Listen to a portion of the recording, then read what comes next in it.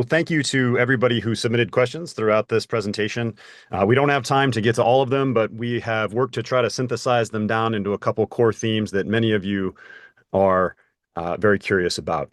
So first question, Dean, we will direct to you.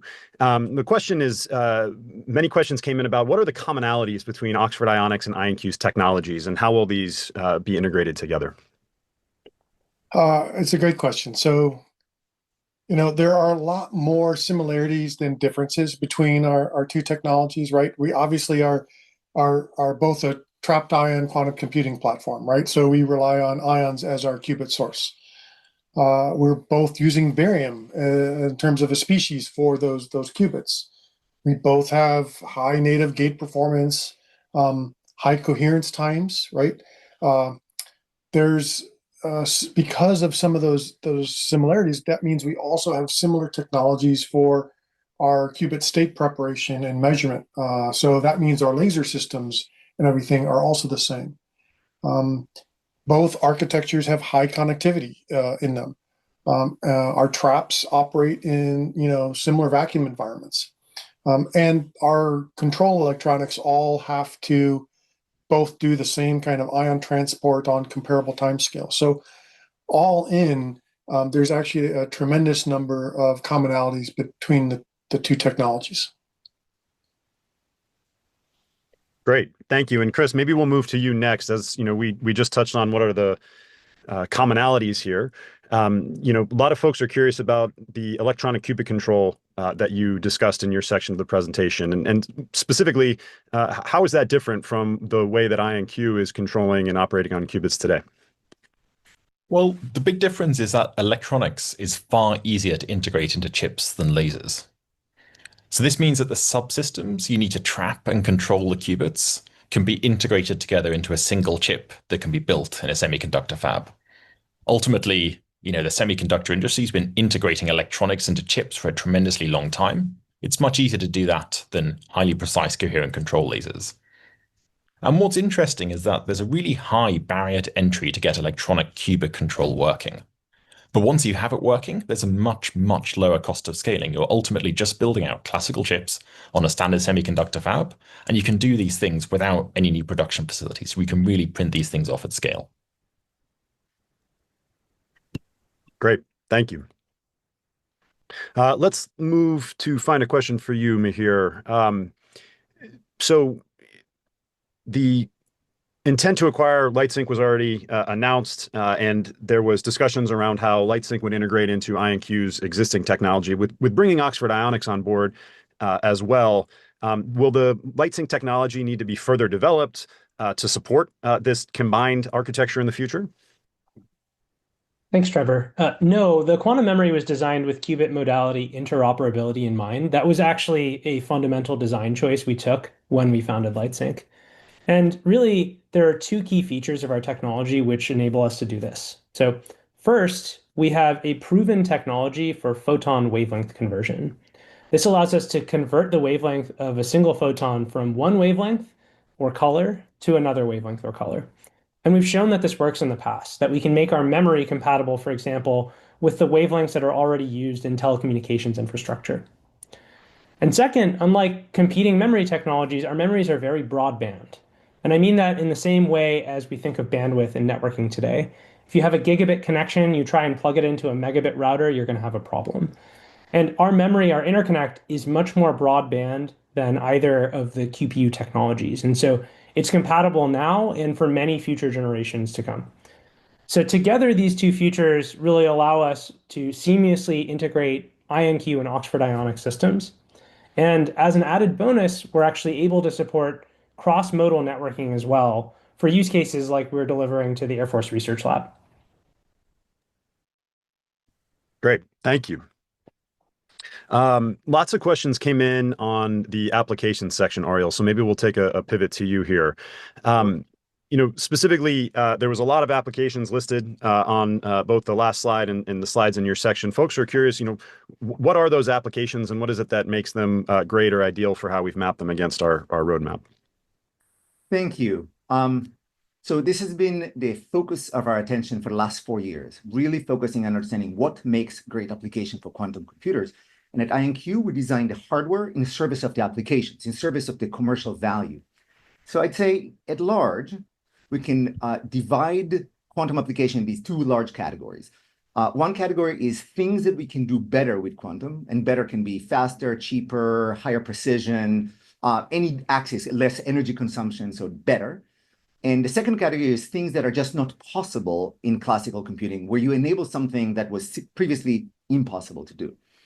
A few things that are important is that quantum applications never live by themselves. It's always part of a larger workflow that quantum needs to integrate with. So having domain expertise in both quantum and in the specific business, the domain that you're trying to innovate, and the integration in that workflow is critical. So partnership, as you can see, we always emphasize the quality of our partnerships because those matter the most.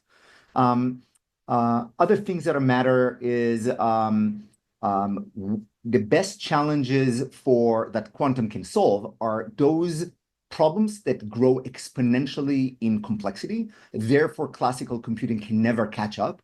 And those are the best opportunity to start opening the door for quantum and start showing things that start with doing something better and end up being things that you could not do later on. The size of the impact matter. Nobody wants to invest a large amount of efforts in building new infrastructure unless it is worth it at the end of the day. So finding those opportunities that have big returns at the end of them. And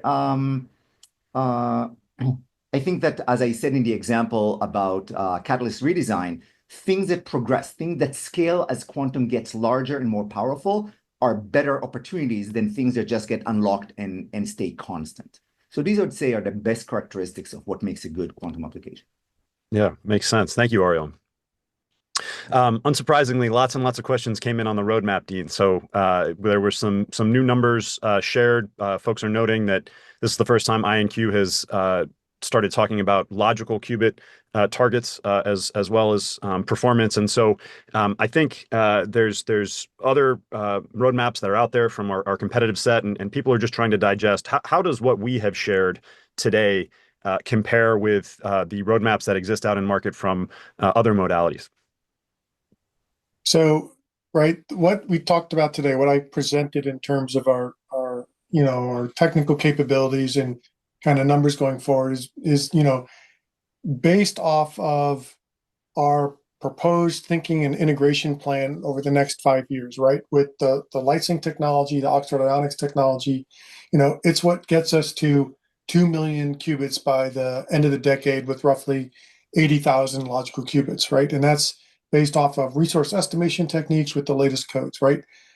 To my knowledge, these are the highest numbers for both physical and logical qubits that have been announced by any commercial system, right? With any company in the world, right?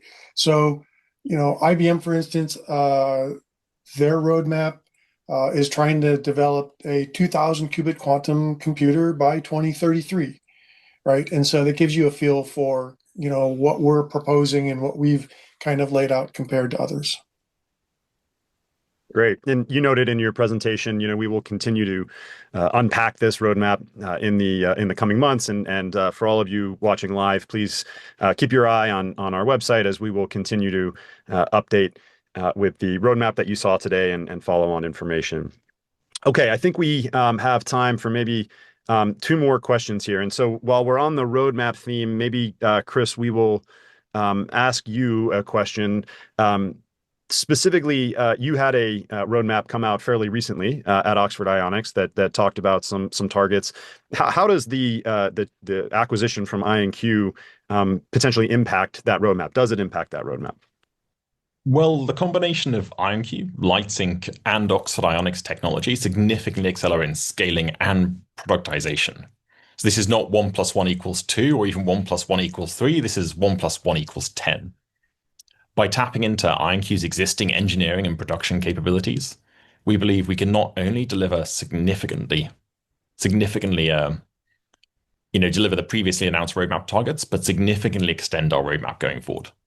And in particular, the inclusion of quantum memory enables photonic networks that will drive scale sooner than we would have been able to do independently, all the way through to supporting the 2 million qubit target by 2030. Great. That's exciting. The extension of what you were building already. Great. All right. So why don't we do one last question? And, me here, folks, I think as you were answering your first questions, there were some follow-ups that came in. There's a lot of talk about how LightSync is going to improve upon the work that is best in class and the work that IonQ has done before. So can you talk a little bit about kind of where those improvements are coming from? Like, what is it that this is bringing? Yeah, so here I'm referring to best in class or previous best in class as the academic work that's been going on. So, for example, Chris Monroe's lab at Duke, just a few months ago, his lab set the world record for high fidelity, high rate between trapped ions using a photonic interconnect. And actually, prior to that, since about 2020, the record had been held by Chris Ballance and the Oxford team. So this type of work represents bleeding edge research, but it still needs to be faster in order to connect QPUs so that we can actually use them in a distributed computing context. And this is where the memory comes in. And so how does that work? Well, the way that, both Chris Monroe and Chris Ballance and everyone has been doing this is by having two QPUs emit entangled photons, and by taking those two entangled photons and combining them at a detection hub. And if, and only if, these photons arrive simultaneously, do you have a successful generation of entanglement between the processors. If you have losses in your system, which you always do in any optical system, you just cannot get rid of all of the losses. And you have to try and try again until you have that simultaneous arrival. And so this is where the memory comes in. If you replace that detection hub, or you actually add to that detection hub a memory that's capable of storing a photon, so the first photon that arrives gets loaded in memory while you wait for the second photon, then you have a big speed up in the rate of entanglement generation. And so that is how our solution kind of improves upon the previous best in class. Great. Thank you. And I think with that, we will wrap up the webinar. Again, thank you to everybody who submitted questions. Unfortunately, we didn't have the time to get to everything. We will try our best to follow up with additional resources to help answer what many of you are curious about.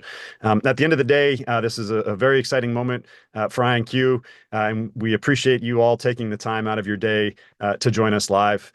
We will notify you when a recording of this is made available. Thank you again.